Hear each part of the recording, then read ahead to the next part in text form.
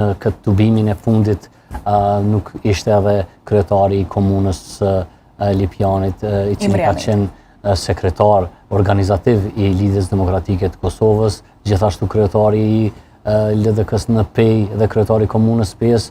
Këto janë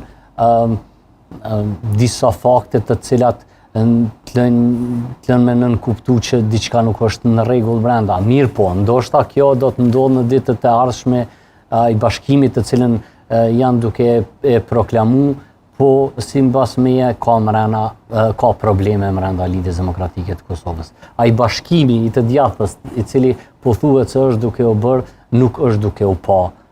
Nuk po shihet tani.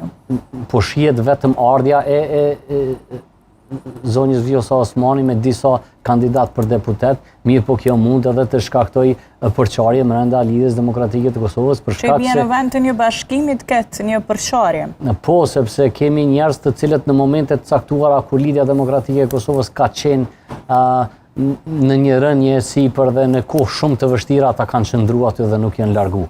Ndërsa zonja Vjosa Osmani me disa njerëz të cilët janë kthy tani më në momentet më të vështira të Lidhjes Demokratike të Kosovës janë largu. Edhe pse po them, ka pas suksese si presidente ndoshta në veçanti në politikën ndërkombëtare, kjo mund të reflektoj pozitivisht për Lidhjen Demokratike në vota,